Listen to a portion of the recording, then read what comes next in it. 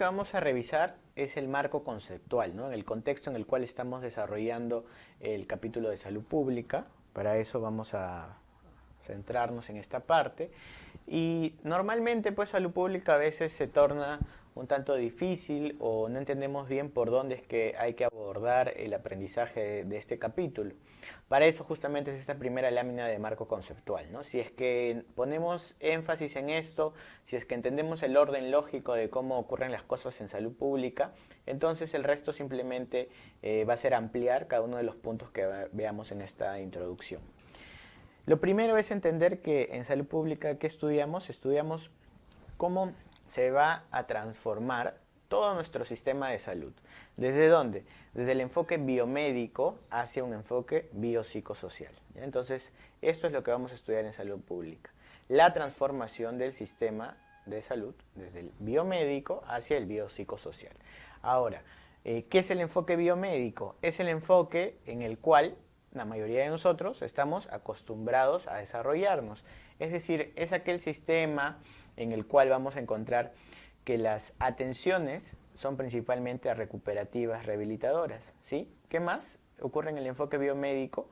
Que vamos a priorizar o nos vamos a centrar en la medicina altamente especializada, ¿sí? Entonces, esa es otra de las características de este enfoque biomédico, la alta especialización.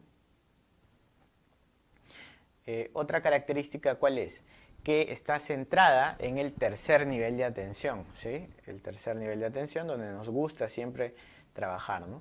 Y lo malo es que esto es un poco costoso, ¿no? Entonces, no un poco, ¿no? Es bastante costoso, entonces tiene alto costo. ¿Cuál es lo opuesto al enfoque biomédico? El enfoque biopsicosocial. Y aquí más bien nos centramos en ¿qué? En lo preventivo promocional, nos enfocamos en el primer nivel de atención, ¿sí? En el primer nivel de atención, y ya no en una medicina con alta especialización, sino más bien aplicamos la atención integral, ¿no? Ya está. Esto es lo que diferencia uno de otro. ¿Cuál es mejor, o mejor dicho, de la experiencia que existe en otros sistemas de salud a nivel mundial? Pues se ha determinado que la aplicación de este enfoque biopsicosocial hace más eficiente el gasto en salud. No eliminamos el segundo y el tercer nivel de atención, pero sí consideramos al primer nivel como puerta de entrada y como principal nivel, porque a este nivel se puede resolver hasta el 80% de la patología que aqueja a la gente, y además que se enfoca en la prevención y promoción. Muy bien. Ahora, dentro de toda la historia que existe en este contexto de la salud pública, pues hay algunos hitos importantes que nos han ido marcando la pauta para la transformación, para la transición desde el enfoque biomédico hacia el enfoque biopsicosocial. Y esos son los puntos que hay que conocer, porque han sido motivo de examen, uno, dos, porque nos permiten entender salud pública, y esos son dos motivos importantes, pues, para poder estudiarlo, ¿no? El primero de los hitos que no debemos dejar pasar, vamos a colocar por décadas cada uno de los cuadritos, son los ocurridos en la década del 70, ¿no? Primero, en el año 1974 tenemos uno importante que corresponde a los campos de la salud. O sea, la primera vez que alguien puso sobre la mesa el tema de la prevención, de los estilos de vida, de la alimentación, sobre la atención hospitalaria propiamente para gozar de un buen estado de salud, la primera vez que ocurre eso fue en el año 74. ¿A cargo de quién? A cargo de Mark Lalonde. Entonces, Mark Lalonde en Canadá, que por cierto en ese momento era ministro de Canadá, ministro de Salud, él presenta un documento llamado Los Campos de la Salud, ¿sí? Y dice, bueno, el estado de salud de la población va a depender principalmente de 4 campos. El primero de ellos, o el más importante, consideró a ¿quién? A los estilos de vida, ¿no? Entonces ahí tenemos a los estilos de vida, 2 tenemos a la biología humana, el medio ambiente y obviamente también el acceso al sistema de salud. Por lo tanto, que tengamos más establecimientos de salud con alta complejidad no era lo único que garantizaba el bienestar de la población en la parte de salud, sino que encontró otros 3 campos también importantes, ¿no? Entre ellos, el que más destacaba son los estilos de vida, porque le da una ponderación a cada uno de ellos. Y justamente el sistema de salud solamente aporta o se traducía en un 10% de la salud poblacional. Y el que más impacto tenía eran los estilos de vida. ¿Ya? Y todo esto pues lo pone él sobre la mesa, ¿no? En este documento, Campos de la Salud en Canadá. Lo que para ahora, pues, esto suena bastante lógico, para el momento eso fue una revolución, ¿no? Porque iba en contra de lo que se conocía hasta ese entonces, ¿no? Y plantea un nuevo modelo, ¿no? Un nuevo modelo diferente al clásico, al asistencialista, etcétera. Entonces, este fue, digamos, lo primero que ocurre, o lo primero que hay que tener en cuenta dentro del marco conceptual de salud pública. Luego, en el año 78, 4 años después, tenemos el segundo evento, y quizás es el más importante de todos, ¿no? No deberían olvidarlo nunca, porque en este año que se realizó la conferencia de Alma Ata, ¿ya? La conferencia de Alma Ata. Esta conferencia de Alma Ata fue la conferencia donde se definió la atención primaria en salud. ¿Ya? Entonces, Alma Ata significa APS, atención primaria de la salud. ¿Y cómo se definió la atención primaria de la salud? Como una estrategia transformadora del sistema de salud. ¿Que iba a transformarlo? ¿Desde dónde? Desde este enfoque biomédico hacia el enfoque biopsicosocial. Esa estrategia se llama atención primaria de la salud. Ojo, estoy diciendo que es una estrategia. Por lo tanto, la atención primaria de la salud no es el primer nivel de atención. Y eso es un error bastante común, ¿no? Que utilizan atención primaria de la salud como primer nivel de atención. La atención primaria implica los 3 niveles de atención, ¿sí? Pero considera pues el primer nivel de atención como la puerta de entrada, como el que debe de tener buena capacidad resolutiva, etc. ¿Ya? Entonces APS no es sinónimo de primer nivel, son cosas totalmente distintas. El primer nivel es el escenario predilecto quizás de la atención primaria, pero no son sinónimos. ¿Okay? Tercer evento importante, tercer año que tienes que acordarte en este resumen, es el año 1986. ¿Por qué? Porque en este año se realiza la primera conferencia global o mundial de promoción de la salud. ¿Ya? Entonces, la primera conferencia mundial se realiza en el año 86. Ojo, estoy diciendo de promoción de la salud. Es otro concepto diferente al de atención primaria, ¿ah? No se vayan a equivocar. ¿Y dónde se realizó esta conferencia? En Canadá, ¿no? En Ottawa, la conferencia de Ottawa. Entonces, como vemos una vez más, Canadá pues es uno de los países, uno de los escenarios donde se está dando este contexto de transformación del sistema de salud, donde se están sentando las bases, se están poniendo las ideas, se están definiendo los conceptos para ver que existen otros modelos más allá del meramente asistencialista, ¿no? Luego han habido diversas conferencias mundiales, pero recuerden que esta es la primera, ¿no? La del año 86.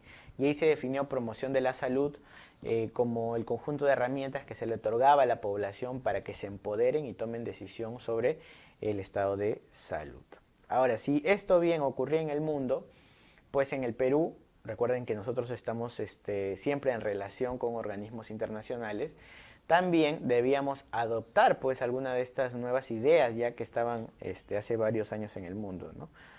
Y por eso que entre la década del 90 y el 2000 en el Perú pues ocurrieron algunas cosas relacionadas a lo que corresponde a la atención primaria, a los campos de salud, a promoción de la salud. ¿Sí? ¿Qué ocurrió? Pues que cuando se formula el concepto de APS en el año 78 se había trazado un compromiso global que para el año 2000 se iban a eliminar las inequidades en salud, ¿no? O sea, salud para todos al año 2000. Y si es para todos, pues Perú también tenía que incorporarse, ¿no? Obviamente estamos saliendo de una crisis económica, ¿no? En los últimos años de la década del 80 y no teníamos el presupuesto, incluso hasta ahora, ¿no? Para poder implementar lo que significaba la transformación total de un sistema. Por lo tanto, sí hizo énfasis en algunas cosas nada más, ¿no? Y ese énfasis se vio traducido en la formulación, por ejemplo, del seguro escolar, del seguro materno-infantil y en el desarrollo de programas de intervención transversales, bajo una estrategia, ¿no?, que lideraban pues Naciones Unidas, ¿no?, como es la estrategia, se enfocó mucho en lo que se conoce como GOBI, ¿no?, que es crecimiento y desarrollo, alimentación, rehidratación oral, perdón, alimentación, lactancia materna y lo que corresponde a las inmunizaciones. Como no había, pues para realizar la transformación, se centró todos estos esfuerzos en la población más vulnerable. Pero atención primaria de la salud no significa salud para los más vulnerables o atención solo para los más vulnerables, implica todo.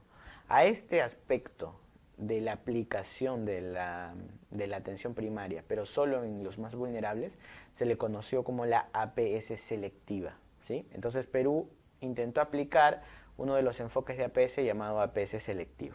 Muy bien, ya está. Después tenemos algunos otros hitos, ¿sí? Ya estamos, un hito quinto, el año 2003 fue importante también. ¿Por qué? Porque en el año 2003 se publica un documento que vamos a revisar al final de la sesión, que se conoce como MAIS, ¿sí? Entonces el MAIS inicial nace por el año 2003. El problema de este MAIS, que fue su primera versión, es que estaba muy centrado solamente en las intervenciones sobre las personas y sus etapas de vida. No hacía énfasis, o no hacía mucho énfasis en lo que es familia, no hacía énfasis tampoco en la comunidad. Por eso 8 años después, en el 2011, nace el MAIS basado en familia y comunidad, ¿ya? Pero este fue el primer MAIS. Después, a nivel global, también en el año 2005 ocurrieron algunos hechos importantes. Vamos a colocarlo acá.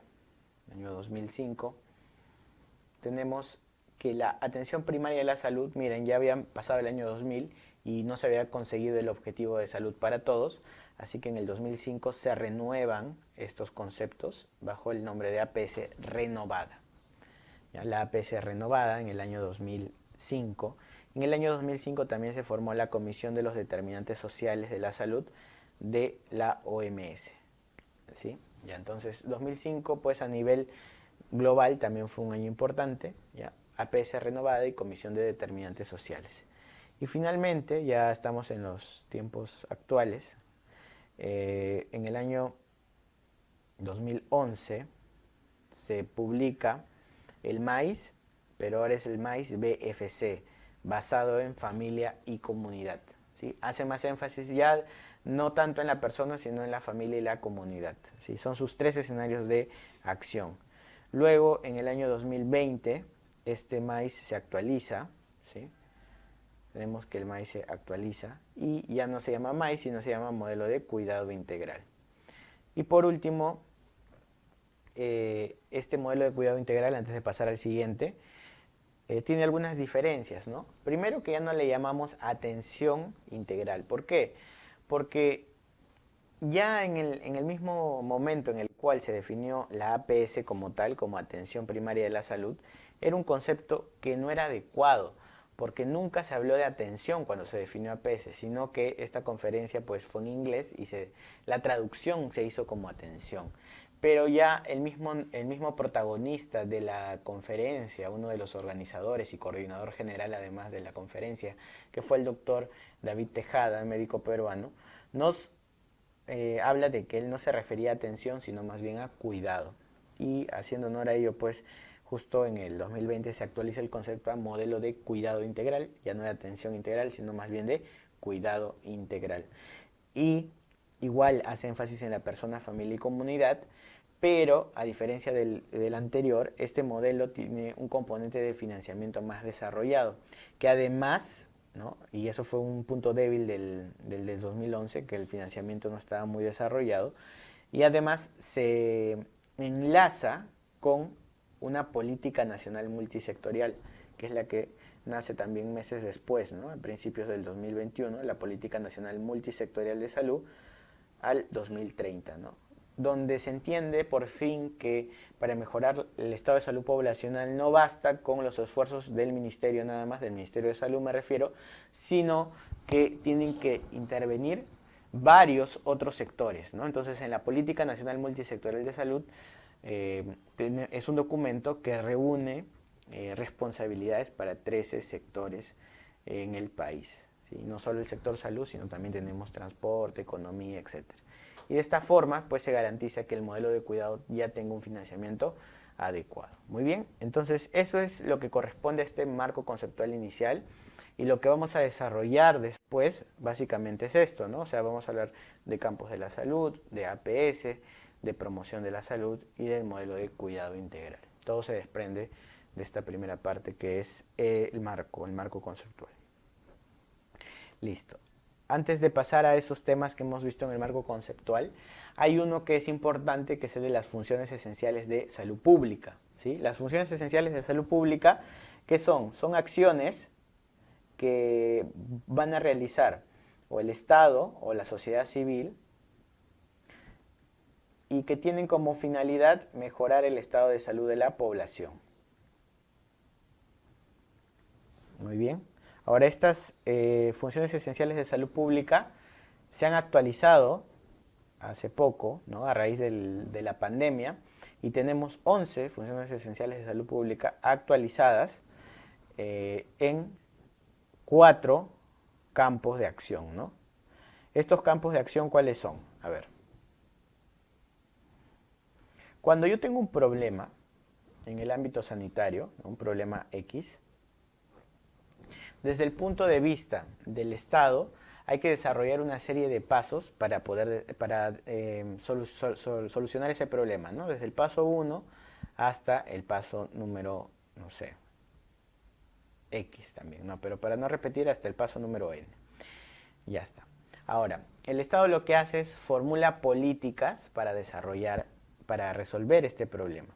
Y esas políticas tienen un ciclo, ¿ya? Un ciclo de políticas que se resumen en 4 pasos, ¿sí? El primer paso, ¿cuál va a ser? El primer paso va a ser la evaluación, hacer el diagnóstico, identificar las causas del problema para saber dónde voy a intervenir, ¿no? Ese es el primer paso. 2, desarrollo la política propiamente. ¿Ya? 3, le asigno los recursos, le voy a asignar los recursos. Y por último, tengo que garantizar que esa política se implemente y tenga accesibilidad a todos los usuarios. Ya, esto se conoce como el ciclo del desarrollo de una política pública, el ciclo de desarrollo.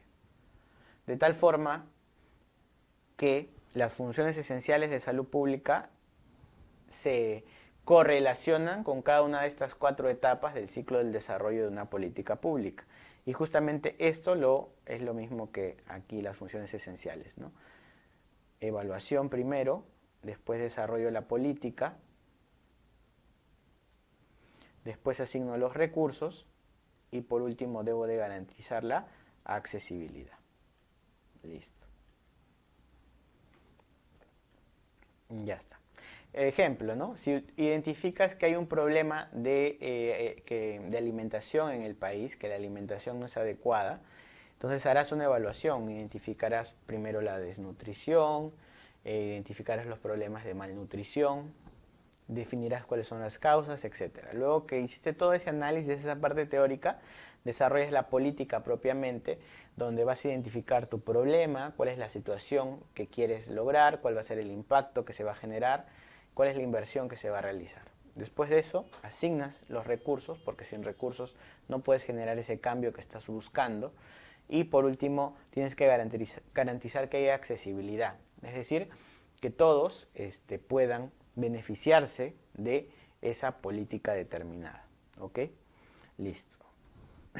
Entonces, ¿cuáles son las 11 funciones esenciales de salud pública? Aquí las anotamos. ¿Ya? 1, 2, 3. 1, 2. Ah, no, estamos iniciando desde acá, ¿no? Desde la evaluación. 1, 2, 3. ¿Ya? Entonces, lo primero, para poder hacer la evaluación, la primera función esencial de salud pública es el monitoreo. ¿Ya? Es el monitoreo. Segunda función esencial de la salud pública es la vigilancia. Y tercera función esencial de la salud pública es la investigación. Monitoreo a través de qué? Tienes que monitorear, por ejemplo, en el sistema de salud, eso lo realizas a través de las salas situacionales, ¿ya? Ahí haces monitoreo. Vigilancia, la vigilancia epidemiológica, la vigilancia de salud pública, etc. Y 3, la investigación. Son 3 pasos o 3 funciones que se correlacionan con el ciclo del desarrollo de la parte de evaluación. Luego vienen las 3 siguientes funciones, 4, 5 y 6, que corresponden al desarrollo. Ya está. Listo. Entonces, cuando hablamos del desarrollo, en realidad, desarrollo debería acabar hasta acá, ¿no? 4 y 5, ¿ya? Porque 6, 7 y 8 es de recursos.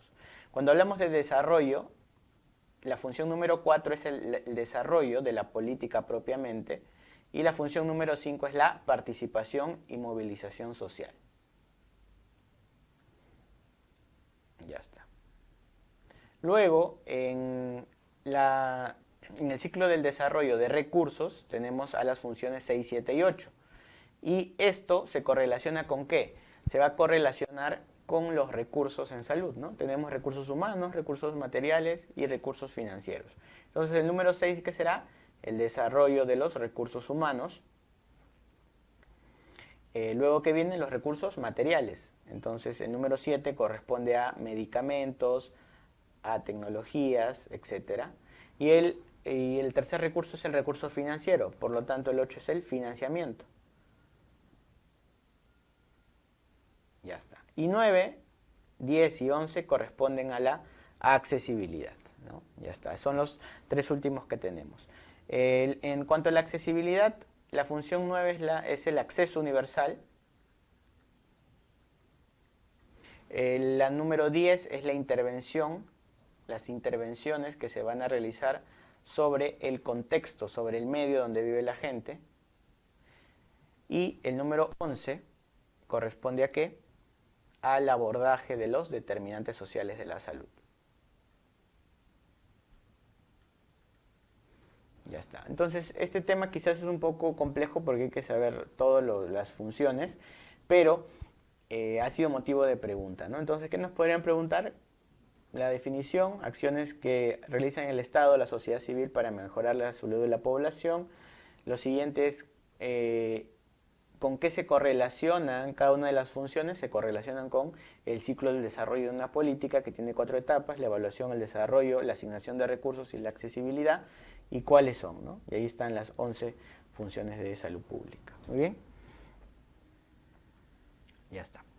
Ahora pasamos a los temas que revisamos ya en lo que correspondía al marco teórico, ¿no? Vamos a revisar primero los niveles de prevención. No olviden que los niveles de prevención corresponden inicialmente a una teoría propuesta por Lebel y Clark. Lebel y Clark formulan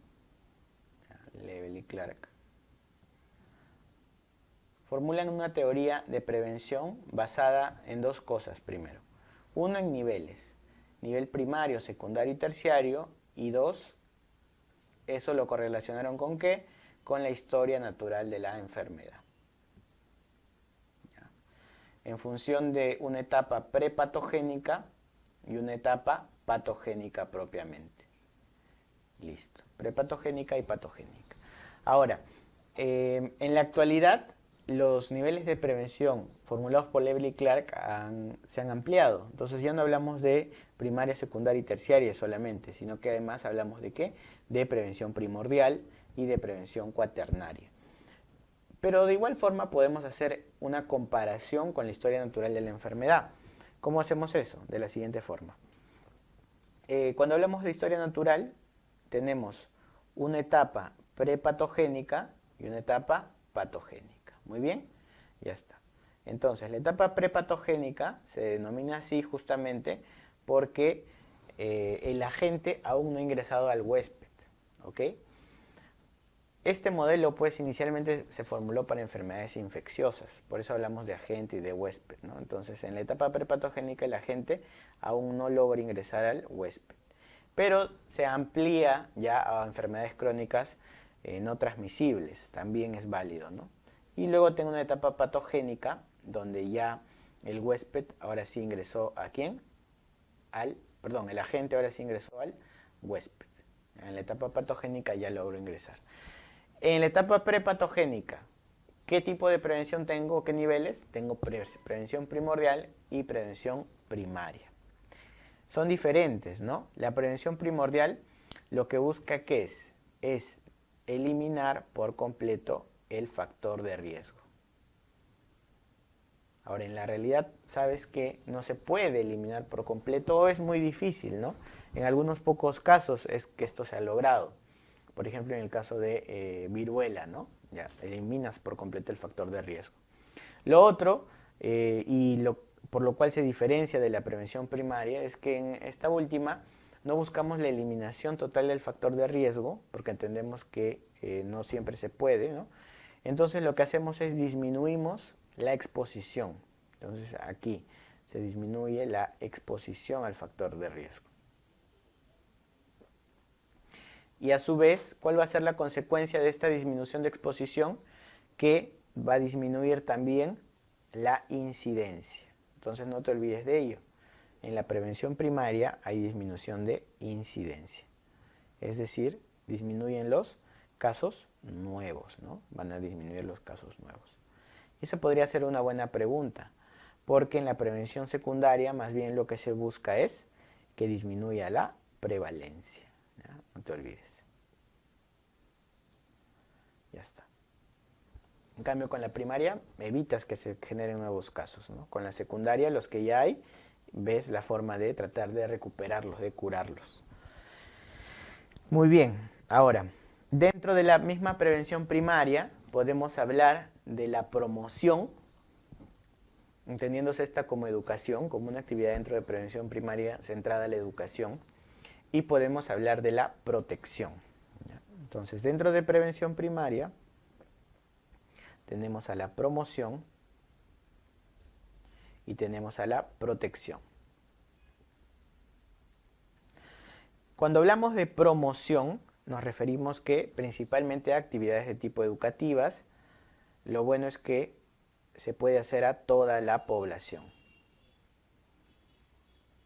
En cambio, cuando hablamos de protección, hay que hacer la diferencia.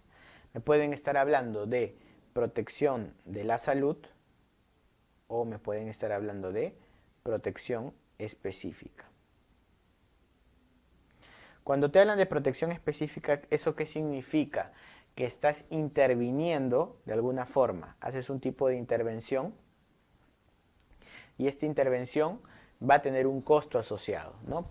Ejemplo, la vacunación, ¿no? Entonces, la vacunación es un tipo de protección específica y tienes un costo mayor que lo que sería la promoción de la salud. Porque en la promoción principalmente estás capacitando, ¿no? Pero en la protección específica estás interviniendo sobre aquellos grupos de riesgo. En cambio, si te hablan de protección de la salud, se está interviniendo también, pero sobre el medio ambiente. Por ejemplo, una medida como la implementación de agua y saneamiento para un distrito con el fin de mejorar su estado de salud sería protección de la salud, porque estás interviniendo en el medio ambiente, ¿sí? Y de la misma forma, obviamente, es más costoso, ¿no? Una protección específica interviene solo en el grupo de riesgo, mientras que la promoción pasa por educar a todos los que se pueda. ¿Listo? Todos esos conceptos son en cuanto a prevención primaria.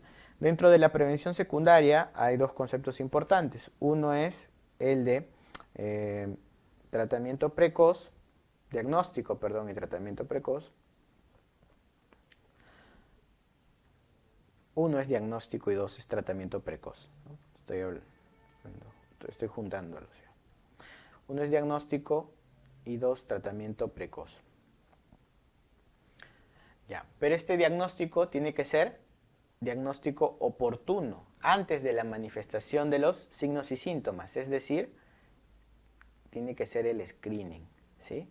Este diagnóstico es previo a la aparición de signos y síntomas, porque si no ya no es diagnóstico precoz ni sería una prueba de screening, sería un diagnóstico y posteriormente darle su tratamiento. ¿Ya? Ahora, este diagnóstico pues debe de tener algunas características, este diagnóstico oportuno, ¿no? Para convertirse en prueba de screening. Y no haces prueba de screening pues a todas las enfermedades, ¿no? Partes de algunos supuestos como que el diagnóstico más temprano de la enfermedad va a tener más posibilidades de recuperar al paciente. Todos estos corresponden entonces a actividades de prevención secundaria. En la prevención terciaria ya ha habido un daño que es irreversible, ¿no? Algún tipo de daño a nivel, puede ser de órganos o incluso daño tisular de tipo irreversible. Por lo tanto, dentro de la prevención terciaria lo que tenemos es principalmente la rehabilitación. ¿Ya? Y por último, en la prevención cuaternaria lo que buscamos es evitar que se desarrollen los eventos adversos, ¿no? Muchas veces el paciente sale lesionado producto del contacto con el sistema de salud, ¿sí? Entonces la prevención cuaternaria justamente trata de evitar esto. Evita los eventos adversos, evita el encarnizamiento terapéutico, etc. ¿No? ¿Qué es el evento adverso? Es el daño no deseado en el paciente producto de la atención o del sistema, ¿no?, de salud. Ya está. Entonces en la prevención cuaternaria justamente lo que buscamos es esto, ¿no? Evitamos los eventos adversos. Bien, ahora vamos a lo que corresponde a promoción en salud. ¿Ya? En promoción en salud, ¿qué es lo que debemos conocer? Que la promoción de salud era una de las funciones esenciales de salud pública. Hasta antes de esta renovación, la promoción era una de estas funciones, ¿sí? ¿Y cómo se define? En este momento ya no está específicamente dentro de una de las funciones, pero igual los conceptos son válidos, ¿no? Entonces, ¿cómo definimos promoción de la salud? Siempre hemos escuchado promoción. La definición es un conjunto de herramientas que se le brindan ¿a quién? A la población, para que la población tenga poder, o sea, se empodere y pueda decidir sobre su estado de salud. Ya está. Eso es promoción de la salud. Y para entender bien lo que es promoción de la salud, el MINSA tiene un documento que corresponde a los lineamientos de la promoción de la salud, donde divide la promoción en enfoques, estrategias y lineamientos que hay que cumplir. Ahora, ¿cuáles son estos enfoques? La promoción de la salud tiene 4 enfoques, ¿sí? El primer enfoque es el enfoque de territorialidad. Bajo este enfoque se entiende que la salud, o mejor dicho, que el territorio no solamente es un espacio físico, ¿no?, sino va a corresponder al espacio más el conjunto de personas que ahí vive, más las actividades económicas que aquí se desarrollan y la relación que hay entre las organizaciones, instituciones que se van conformando en ese lugar. ¿Ya? Eso es lo primero, ¿no?, el enfoque de territorialidad. 2, tenemos el enfoque de equidad en salud. 3, el enfoque de derechos humanos. Y por último, el enfoque de territorialidad. Perdón, el enfoque de interculturalidad. De territorial ya lo dijimos. Interculturalidad. Este enfoque de interculturalidad es importante porque recuerden que el país, ¿no?, es un país pluricultural y que las intervenciones que se desarrollan deben adaptarse al contexto donde las estoy aplicando, ¿no? Eso es importante. Han venido algunas preguntas o varias de interculturalidad y siempre nos ponen, ¿no?, algunas prácticas locales de medicina, por ejemplo, el uso de hierbas o el respeto pues de la atención por una partera, etc. Y eso correspondería a el respeto del enfoque intercultural. Dentro de las estrategias que utiliza la promoción de salud vamos a tener 4 estrategias, ¿sí?, las vamos a colocar acá. La primera estrategia y la más importante es la educación en salud. Y esa es la más importante. 2, la abogacía. ¿Ya? ¿Qué significa abogacía? La abogacía corresponde a un concepto en el cual puede ser el médico, ¿sí?, generalmente es el médico, va a dialogar con ¿quiénes? Con los líderes o los tomadores de decisiones dentro de la comunidad. ¿Para qué? Para convencerlos de que apoyen o que inviertan en alguna política sanitaria. Entonces ese proceso de convencer a un líder, por ejemplo puede ser el alcalde, o a líderes comunales para que tomen decisión respecto a una política y apoyen incluso económicamente, se le conoce como abogacía. ¿Sí? Esa es la segunda estrategia. La tercera estrategia, ¿cuál es? La tercera estrategia corresponde a la participación de la comunidad. Y por último, la última estrategia es la intersectorialidad.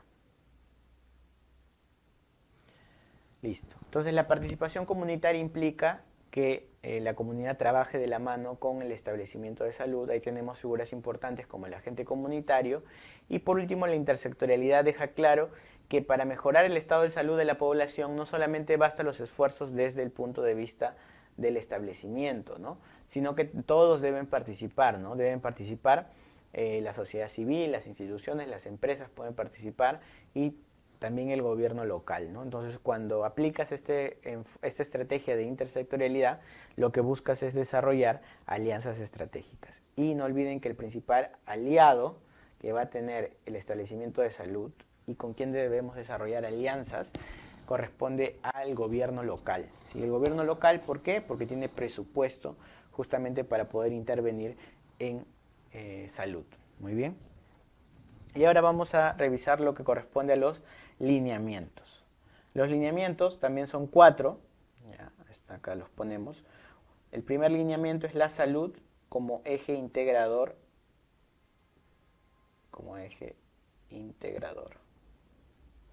Y fundamental. Nuevamente, ¿no? Lo que hemos dicho, sin salud no hay nada. Entonces, la salud debe de congregar a todos los sectores, ¿no? Aplicando esta estrategia de intersectorialidad, y eso es lo que se refiere el lineamiento. 2, persona, familia y comunidad, tal como el MAIS lo indica, como centro de gestión territorial. Entonces todo tiene que darse en función de qué, de las familias y el territorio, ¿no? O la comunidad, perdón, donde desarrollan sus actividades. Ya está. 3, tenemos el abordaje de los determinantes sociales. Y cuarto lineamiento, la participación comunitaria. O mejor dicho, participación social, ¿no? No comunitaria, participación social, que es más amplio, ¿no? Que la participación comunitaria solamente. Listo, entonces ahí tenemos a los enfoques, las estrategias y los lineamientos dentro de lo que es promoción de la salud. Vamos a hablar de los objetivos del desarrollo sostenible. ¿Ya? ¿Qué son los objetivos de desarrollo sostenible? Son un conjunto de objetivos formulados hacia el horizonte del 2030. ¿Sí? Son objetivos formulados al año 2030 que reemplazan a los antiguos objetivos del desarrollo del milenio, que eran 8 nomás. ¿Ya? Ahora se han reemplazado por los objetivos del desarrollo sostenible. Son un conjunto de medidas que tienen que seguir todos los países del mundo para que nadie se quede atrás, ¿no? Eso nos dice el documento, nadie se quede atrás. Es decir, si cumplimos todos los objetivos, entonces todos en el planeta van a ir avanzando, ningún país se va a quedar atrás. ¿Y eso cómo será posible? Porque incluso uno de los objetivos es que los países de más altos ingresos aporten el 1% de su PBI a los países menos avanzados, ¿no? Para darles ese impulso y que puedan avanzar, ¿ok? Dentro de los 17 objetivos he cogido los más importantes para tenerlos en cuenta, ¿ya? Y ahí tenemos cuáles, a ver. 1, fin de la pobreza. ¿Ya? Entonces, ¿qué es lo que plantea este objetivo? Que para el año 2030, ojo, todo es para el año 2030, la pobreza se reduzca ¿cuánto? A la mitad. Tiene que disminuir un 50%. Y la pobreza extrema ya no existe. Ya está, no existe. Ahora, ¿cómo mido la pobreza? La pobreza existe en varias maneras. Una forma es la medida económica, ¿no? La medida monetaria, perdón, que nos dice que en el país va a ser pobre aquel que vive con menos de 370 soles mensuales, o sea, aquel que gasta menos de esa cantidad. Por ejemplo, ¿no? Si tenemos una familia donde sumando todos los ingresos son 1000 soles, Entonces, y hay 4 miembros, ¿no? Entonces divides, ¿no? Los 1000 entre los 4, 250, esa familia se considera pobre. ¿Y quién es un pobre extremo en el Perú? Aquellos que gastan mensualmente menos de 200 soles mensuales. Eso es en función monetaria, ¿no? ¿Existen otras formas de medir la pobreza? Sí. ¿Y cómo vamos en el Perú? Bueno, la pobreza normal, no la extrema, está en un 25%. ¿Ya? O sea, 1 de cada 4 peruanos está o es pobre, ¿no? Es pobre. Y la pobreza extrema, alrededor del 4%. Son números elevados, ¿no? ¿A dónde apuntamos? A disminuir la pobreza a la mitad y eliminar la pobreza extrema, no te olvides. Después, el tercer objetivo de desarrollo sostenible es salud y bienestar. Entonces, dentro de salud y bienestar hay varios hitos a alcanzar. Uno, ¿cuál es? Que la razón de mortalidad materna sea menos de 70 por 100.000 nacidos vivos. 10.000, 100.000. Menor a 70 por 100.000 nacidos vivos. Luego, también en salud y bienestar, vamos a encontrar que se piensa disminuir en 50% las enfermedades crónicas no transmisibles, disminuir en la tercera parte los accidentes de tránsito, ¿no? Porque son muertes totalmente prevenibles, ¿no? Tránsito, ya está. ¿Y cómo vamos respecto a esto? Bueno, en cuanto a razón de mortalidad materna, hasta el año 2019 estábamos en un número inferior a la meta, así que íbamos bien, pero a consecuencia de la pandemia, la razón de mortalidad materna se ha disparado, ¿no? Estamos cercano a los 150 por 100.000 nacidos vivos. En el año 2020, 2021 ha aumentado, ¿no? Incluso a valores del año 2008, 2007, ¿no? O sea, es como que hubiéramos retrocedido más de 10 años en el tiempo, ¿no? Esperemos que para este año, pues nuevamente regresemos a esos valores inferiores a 70 por 100.000 nacidos vivos. 4. Educación de calidad. La meta aquí, ¿cuál es? Que el 100% de las personas haya ido ¿a qué? A su educación básica regular, ¿no? O sea, tenga primaria y secundaria. Ya, esta es la meta. Pero ¿cómo estamos en el Perú? Bueno, en el Perú el 80% ha terminado la primaria, ¿no? El 90%, 89%, casi 90%. 89% terminó la primaria, 75% solamente la secundaria y un poquito menos del 30% tiene educación superior. Ya. ¿Qué es lo que buscamos para el 2030? Que estos dos estén al 100%. Muy bien. En trabajo y crecimiento económico, aquí las recomendaciones y la meta que nos pone el documento de la Organización de Naciones Unidas es claro, ¿no? Países con ingresos o menores ingresos como el Perú deberían crecer a 7% anual en su PBI. Y estamos bien lejos de esto, ¿no? Entonces sí debería crecer 7% por lo menos para que el país pueda progresar. Pero si no crece ni 7%, entonces no está avanzando.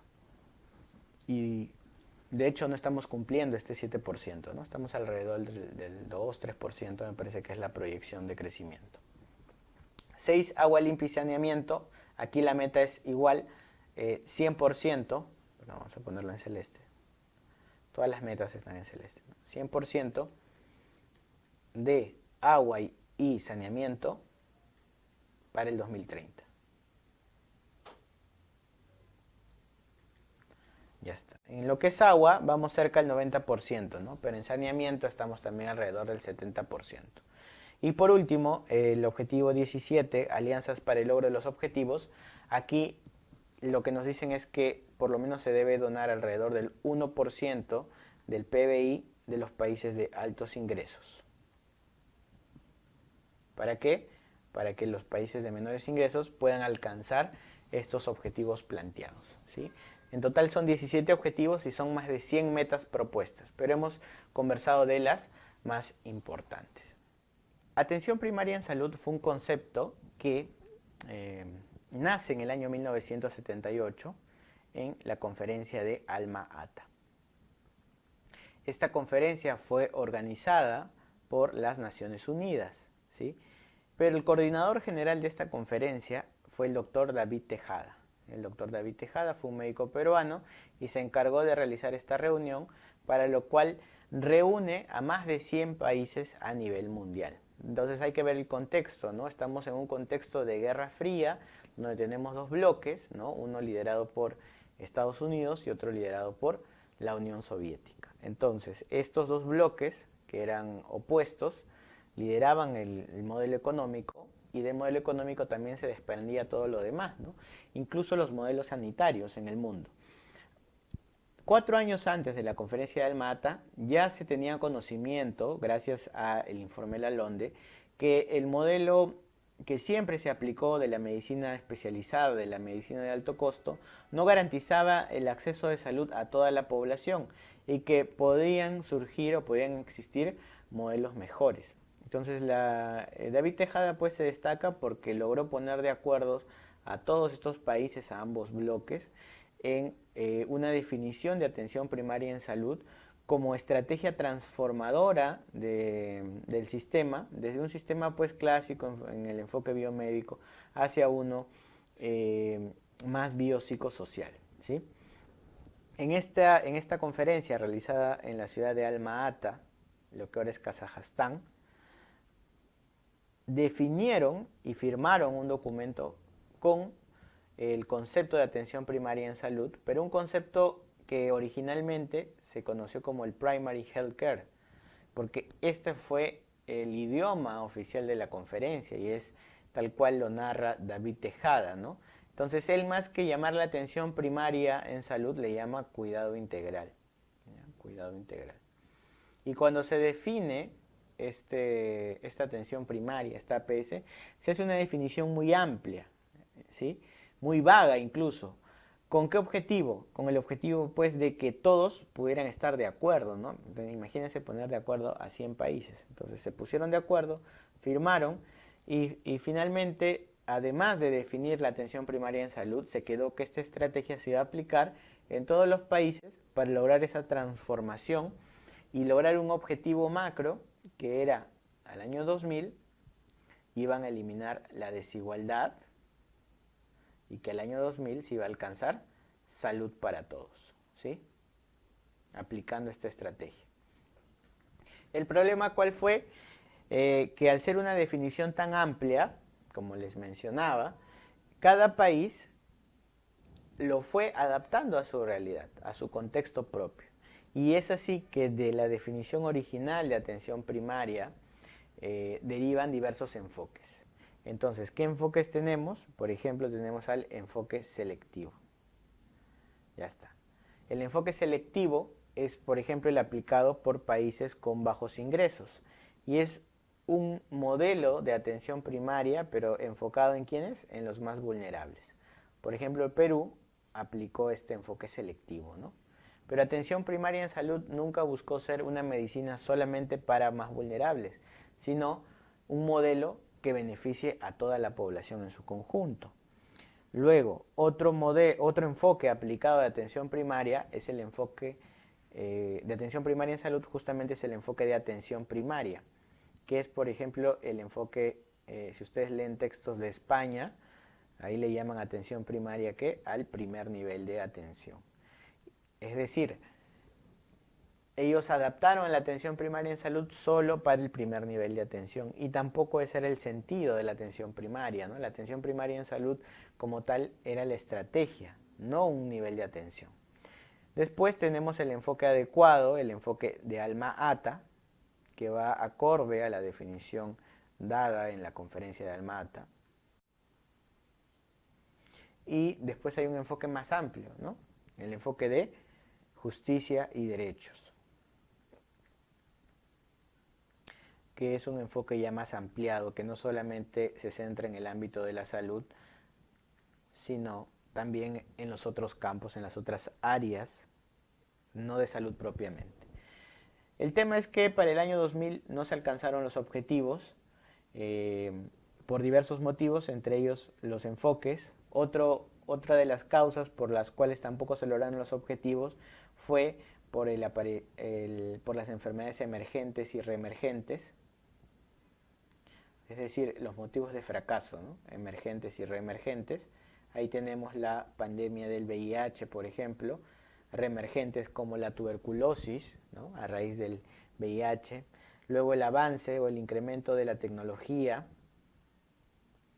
la crisis económica también, y los enfoques de los que ya hablamos, ¿no? Todos estos llevaron pues a que finalmente no se logre el objetivo del año 2000, y esto era más marcado pues en países en vías de desarrollo, entre ellos Latinoamérica, ¿no? Por lo tanto, la OPS decide buscar si es que valía la pena implementar tal vez una nueva estrategia o esta estrategia era la adecuada. Y en la conferencia de Montevideo se decide renovar todos los valores de la APS, y eso se le conoce como APS renovada. Pero esta APS renovada ya no busca eliminar la desigualdad, sino aparece una nueva palabrita, ¿no?, que es la búsqueda de la equidad. Equidad. Ya, no olviden eso.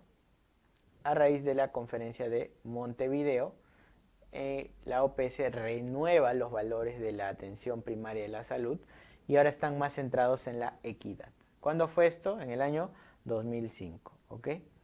Ya está. Pero esto solamente fue para desde la OPS. Y la Organización Mundial de la Salud organizó una nueva conferencia a raíz de el 40 aniversario de Alma Ata, ¿sí?, que fue la conferencia de Astana. O Astanat, ¿no? Astana. Y esta conferencia ratifica también lo mencionado en Alma Ata, entendiendo que la atención primaria de salud es la estrategia que se debe seguir y que se debe implementar y que nos va a permitir además alcanzar parte de los objetivos de desarrollo sostenible, ¿no? Recuerden que esto se está dando en un contexto de la Agenda 2030. Muy bien, listo. Entonces, eso es en cuanto a la atención primaria de la salud. Lo otro es en cuanto a los determinantes sociales de la salud, que es un concepto relativamente nuevo, formulado a raíz de la creación de la Comisión de Determinantes Sociales en el 2005 por parte de la Organización Mundial de la Salud. ¿Qué sucede?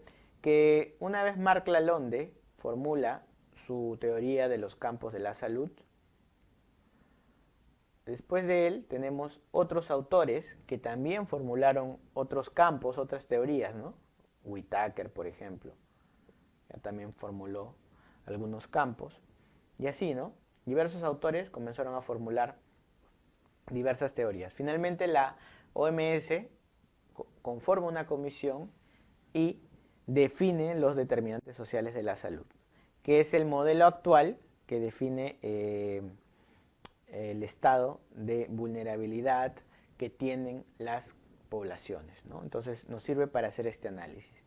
Y los determinantes sociales de la salud van a ser igual a ¿qué? Acá colóquenlo. A la suma de determinantes estructurales más determinantes intermediarios.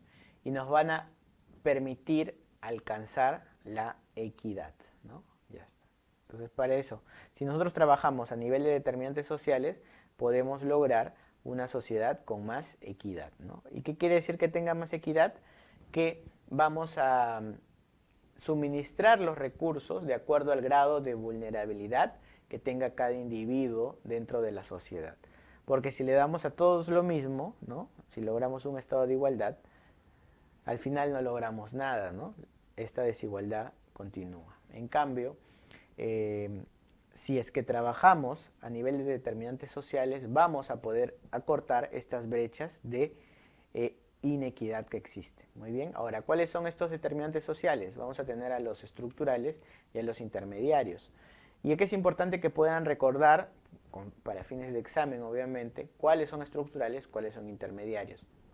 Los intermediarios son los determinantes directos, los que están en contacto en el día a día con las personas y que van a determinar o están relacionados a los estilos de vida y a sus condiciones de vida.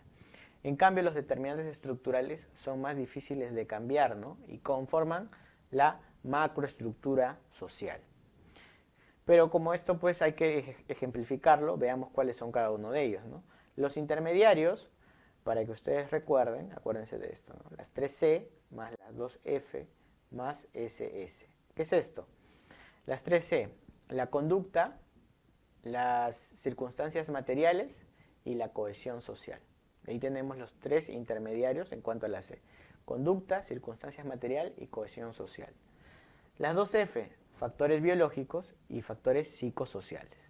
Y SS, el acceso al sistema de salud. Ya está. Esos son intermediarios.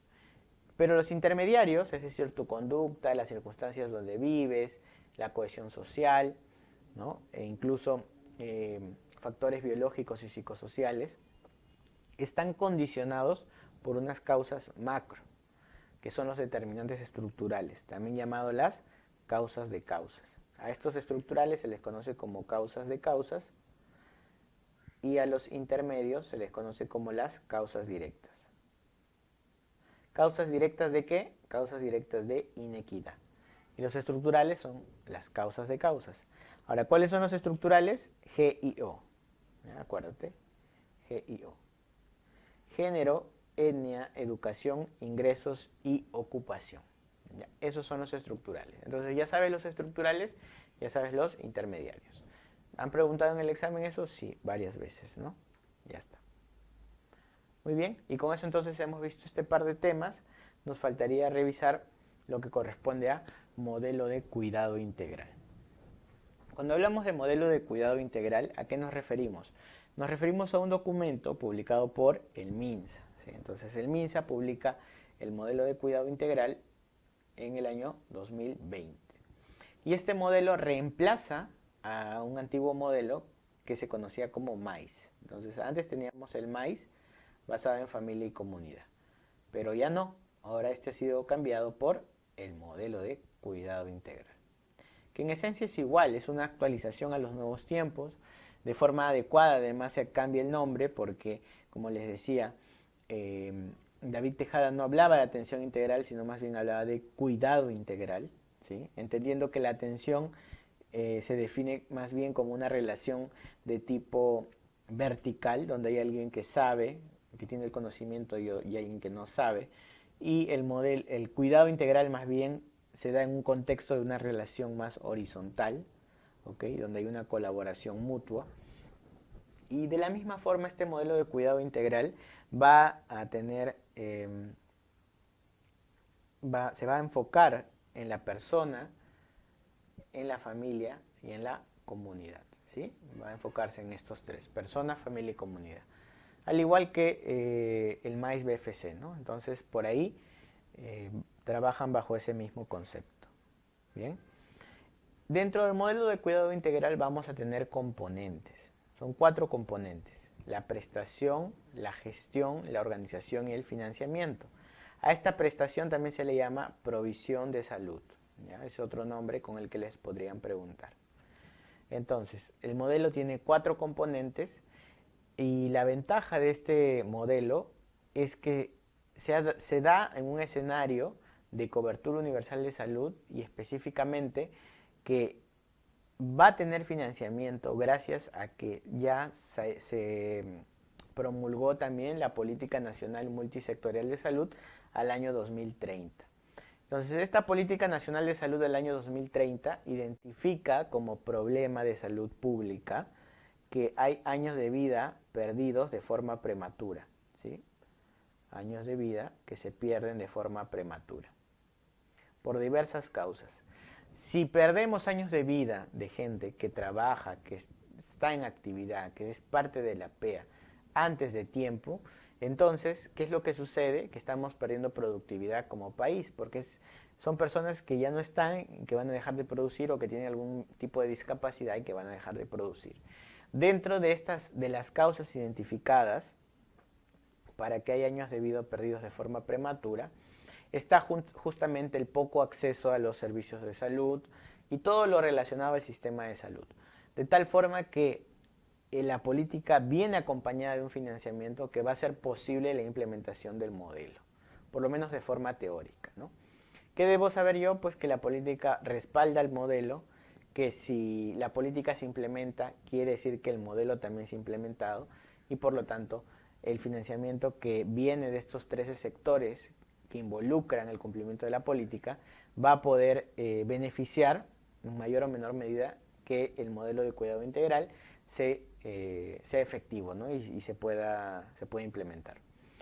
¿Qué debo saber? Los 4 componentes entonces. El primero es el de la prestación, o también llamado provisión de servicios de salud. Como mencionamos, la prestación o la provisión de servicios de salud está enfocado en quién, en la persona, en la familia y en la comunidad. Entonces, en la persona, este está orientado a qué, a las etapas de vida, y plantea un conjunto de intervenciones por cada etapa de vida. Y aquí debo saber las etapas de vida, justamente, ¿no? Y los rangos de edades que han sido motivo de pregunta. Tengo la etapa de vida niño, que va de 0 años a 11 años.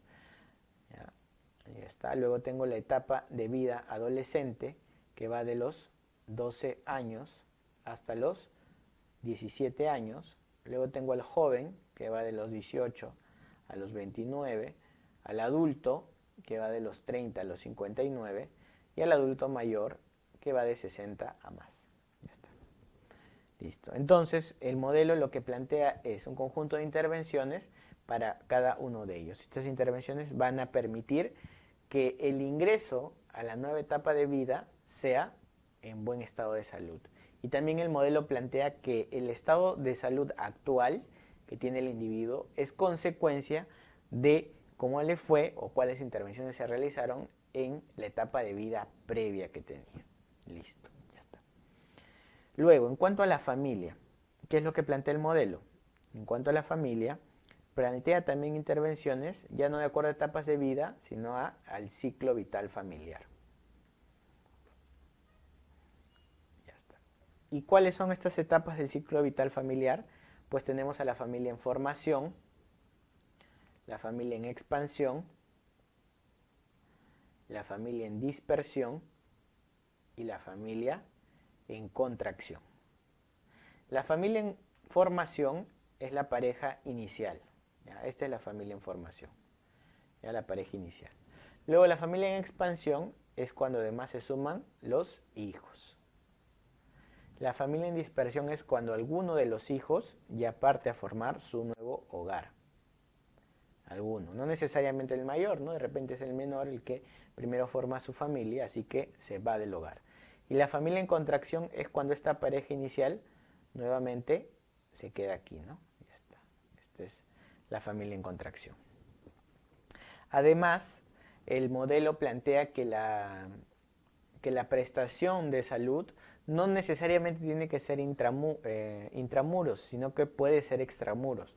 Por lo tanto, tendremos equipos de salud que van y visitan a las familias en sus propios hogares.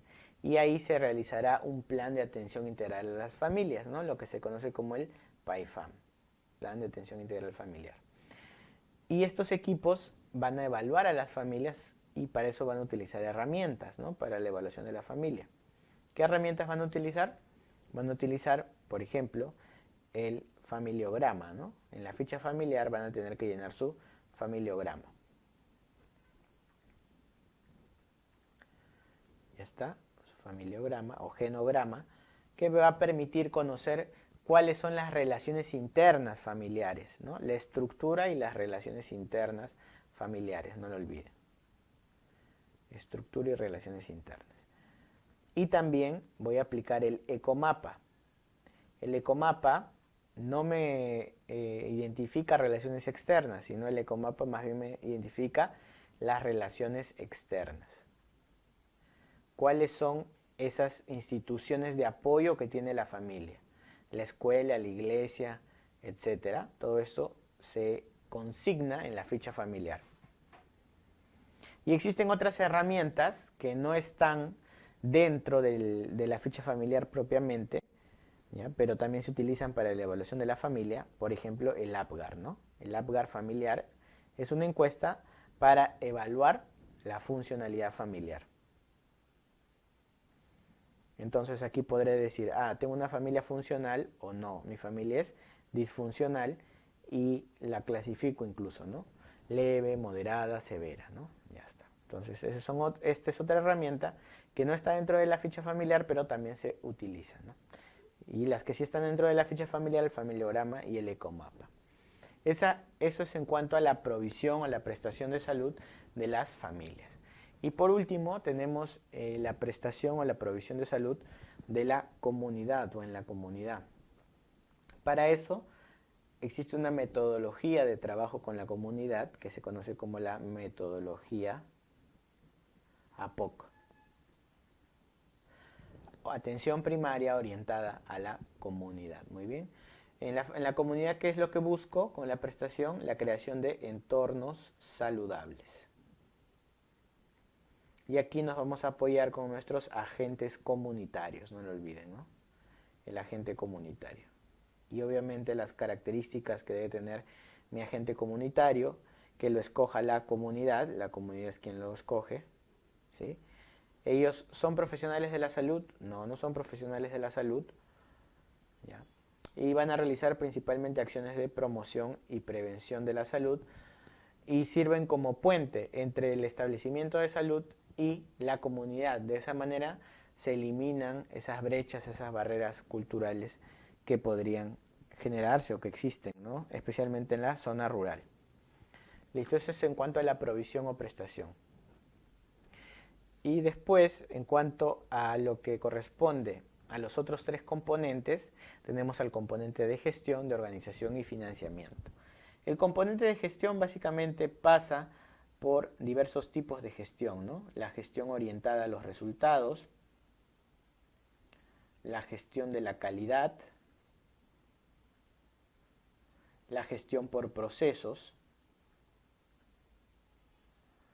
y la gestión de recursos, ¿no?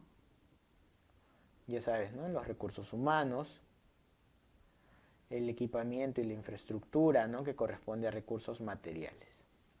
Todo eso en cuanto a gestión. Dentro del componente de organización vamos a tener a las RIS, las redes integradas de salud, ¿no? ¿Qué son las redes integradas de salud? Las redes integradas de salud son un conjunto de instituciones que dan prestaciones de salud, ¿no? Que hacen prestaciones de salud a la comunidad. ¿Ya? Estas prestaciones son preventivas, promocionales, recuperativas, rehabilitadoras, que más también brindan cuidados paliativos y tienen un principio de complementariedad, ¿no? Es decir, voy a tener diversos subniveles que entre sí se complementan para que los problemas de salud se resuelvan dentro de una misma comunidad. Y básicamente tienen dos funciones que no deben olvidar. Uno, la primera función es la prestación, como les decía, y la otra función es la de abordaje de los determinantes sociales. Ya está. Cuando hablamos de prestación de salud, para esto tendremos los equipos de salud multidisciplinarios. Ya está. Ellos son los que se encargan de brindar la prestación. Y cuando hacemos el abordaje de determinantes sociales, tenemos nuestro equipo de gestión. ¿Por qué un equipo de gestión para cambiar determinantes sociales? Porque cuando revisamos, ¿no? Acá están los determinantes sociales, tenemos los estructurales y los intermedios. Dentro de los intermedios, ¿a quién tenemos? Al servicio de salud, ¿no? Entonces el servicio de salud puede, modifica, impacta en la parte de determinantes intermediarios o intermedios. Pero si tú realmente quieres un cambio macro, tienes que atacar ¿a qué? A las causas de causas. O sea, tienes que modificar determinantes estructurales. ¿Quiénes son los únicos que pueden modificar determinantes estructurales? O lo podemos hacer desde el equipo de gestión, obviamente, pero en concordancia con el gobierno. El gobierno en sus tres niveles, es decir, gobierno nacional, gobierno regional o gobierno local. Entonces el gobierno modifica esos determinantes estructurales, no el de establecimiento de salud. Por eso el equipo de gestión tiene que desarrollar las alianzas de las que hemos hablado, las que hemos mencionado, para poder modificar determinantes sociales, especialmente los determinantes estructurales.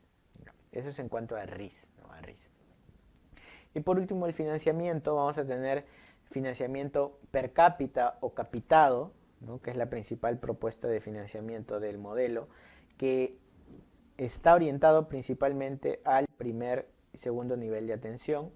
Luego tenemos el pago por servicios, ¿sí? Y el pago por expedientes. ¿Ya está? Entonces son tres formas de pagos que nacen a raíz del financiamiento, pero no olviden el pago capitado. ¿El pago capitado qué quiere decir?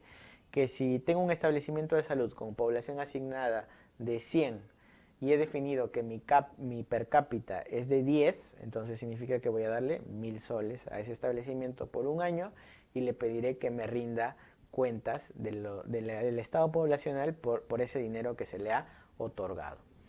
Además, el modelo nos dice que para que todo esto siempre funcione, por lo menos el 8% del presupuesto, del PBI, perdón, debe ser designado a salud. El 8% del PBI a salud. Y todavía estamos lejos de esa cifra, ¿no? Pero eso es lo que se plantea. Listo, no olviden que para terminar, pues este modelo de cuidado integral está dentro del marco de la cobertura universal de salud, que implica el aseguramiento universal más la accesibilidad. Y que la inversión para la implementación del modelo viene de la mano de la Política Nacional Multisectorial de Salud al año 2030. ¿Cómo se llama esta política? No te vayan a preguntar. Perú, país saludable. Perú, país saludable. Listo. Entonces, con esto hemos visto un pequeño resumen de lo que corresponde a salud pública y tienen que revisarlo pues para que queden claros todos los conceptos y de esa forma puedan resolver con facilidad las preguntas. Listo, nos vemos.